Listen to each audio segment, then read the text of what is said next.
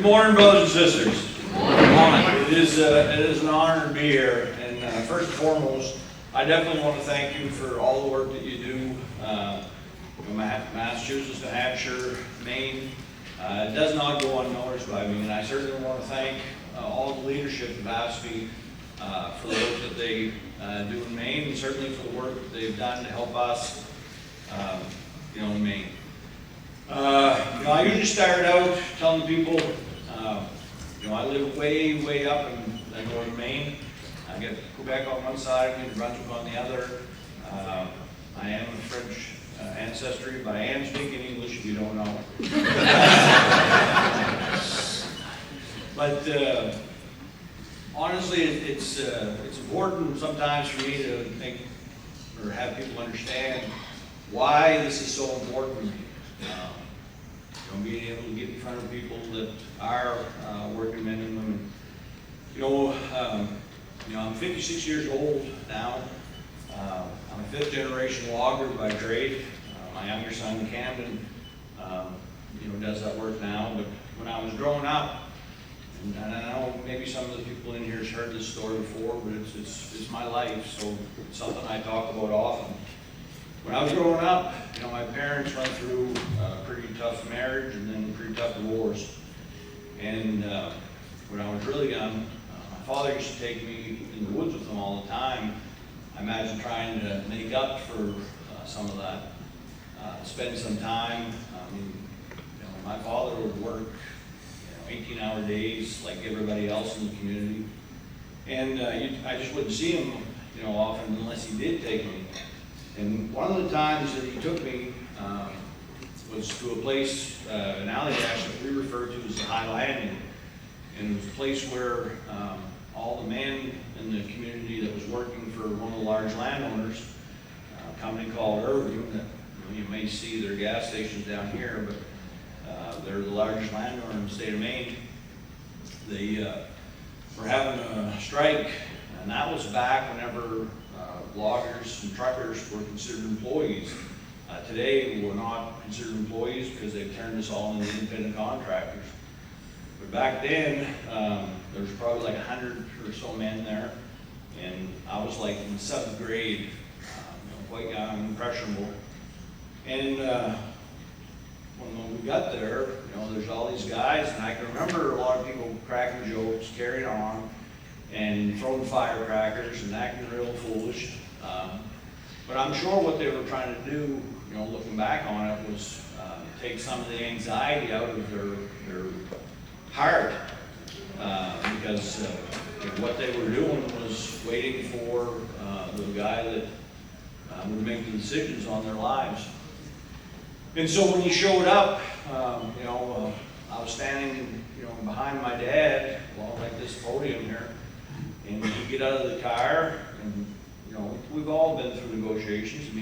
Starting out, you usually try and diffuse things, talk about what you have in common, or how things are, why we're in this predicament.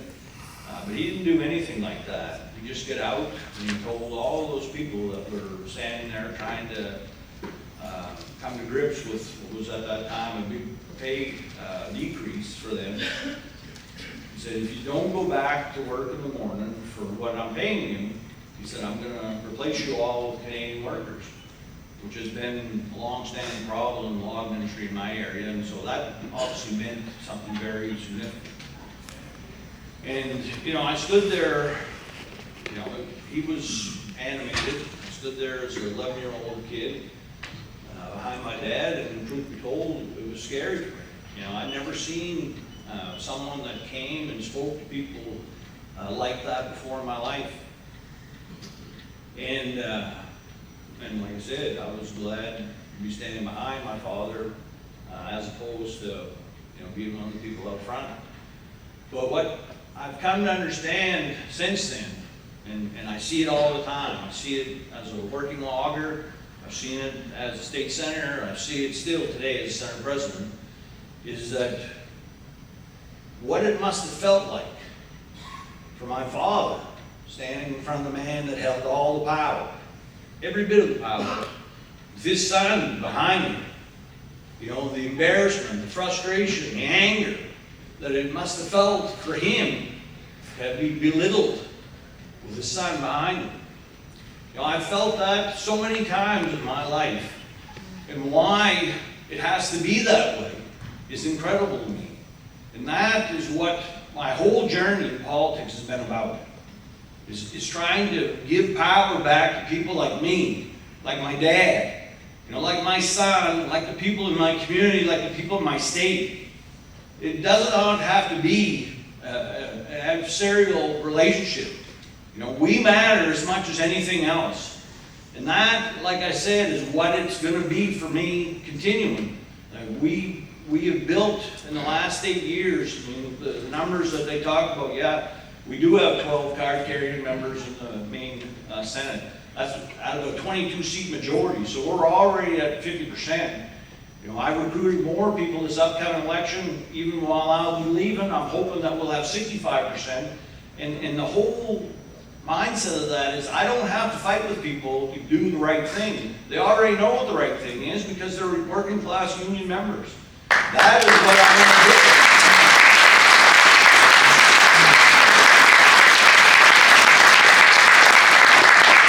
If we're lucky enough to pull this off, I know for a fact I'll be the first union member in the Blaine House in the state of Maine. And that is why people in union backgrounds should know that they're going to have somebody that always knows what's right, what's the right thing to do for working class people. And why it should be easy to do is because there is more of us. There are more people out there that understand what it's like. And I see it, you know, in all the towns that I drive through, people that are frustrated by where they are in this world. I mean, we're at a time that there's more money in the economy, there's more money in state government than ever, and still we have to fight and scrap and scrounge for everything. And that's, like I said, one of the things that has frustrated me so much. I mean, you talk about the bills that we're able to pass. I shouldn't have had to have done that. Those should have been done a long time ago. But that being said, we came down to the end of this last session with still another bill for retirement for people at Riverview. To let them be able to retire earlier from a job that is so incredibly hard. So, I mean, a job that I would never do as a working class logger because I don't think I could. And when it came down to it, we were told that we had done enough and it was time to go home by our government. Well, I would say that there is no time that we've done enough. Every day we go.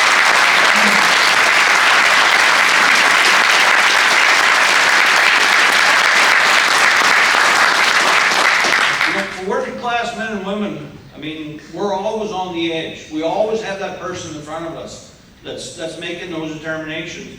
And that's why, for me, my heart is always like, there's more to be done. Forget about what we've already accomplished. We have to continue to push forward. And we have those opportunities in this upcoming election. I mean, yes, I am not going to be running, but there's so many more great people that are. And, you know, AFSCME has done so much in Maine to help that happen. You know, but we have obviously the presidential election. I mean, people talking here about battleground states. I mean, I know Maine's a small state, but we got a second CD that is clearly, you know, because we're one of the states that actually will divide our electoral votes. I mean, in a close election like this, I mean, what would suck worse than having an election go down to one electoral vote and be in the Maine second CD is why Trump got back in. I mean, when you talk about Project 2025, I mean, I'm so glad they wrote that because now all the bullshit they've been doing for years and years is in one book.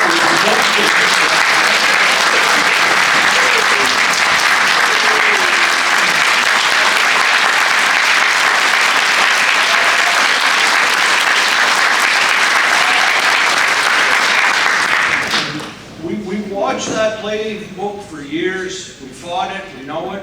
But like I said, far too many people have not believed, have not paid attention, and now you can point right to the whole thing and say, look, this is what they want to do to you. This is what we've been fighting for years to stop. And so, like I said, I mean, I know all of you, I'm probably preaching to the choir, but so many of our unions have many people in it that do support Trump. I mean, I'm in the painters, I'm in the auto workers, I'm in the machinists, I'm in the laborers. And when I go to a general meeting, I mean, I bet you 60% of the people in there are talking about Trump, and exactly what Mr. McBride said. We have to get out there and talk to those people. We have to turn them into understanding, like, look, you know, might always want to vote for exactly the person that you want, but look what this person has done. Look what this person wants to do to you, what they want to do to your family. I mean, it's incredible that any union person, any working class person would vote for Trump and Vance. And the only way that I can see that we're going to be able to turn that around is by getting out there and actually fighting and talking to people about what the difference is in this election. I mean, to me, there's nothing more important than making sure that your economic security for your family is taken care of, and that includes women's reproductive rights. And so I'm hopeful that regardless of how hard those conversations are, and I know they're not fun, that people will step out of their comfort zone and talk about these issues, because that's the only way that we're going to turn this election around. It's the only way that we're going to win the second CD in Maine, and it's the only way we're going to get to where we should be, where the place that we ought to be is by fighting for this election and doing what we know we have to do to turn the corner. So once again, I want to thank you for the hard work that all of you do. I want to thank you for the support that you've given me and you've given my caucus, because it has made a huge amount of difference. And we just did what we thought was right to make your lives better, and we'll continue to do that because of your support. So thank you, everyone.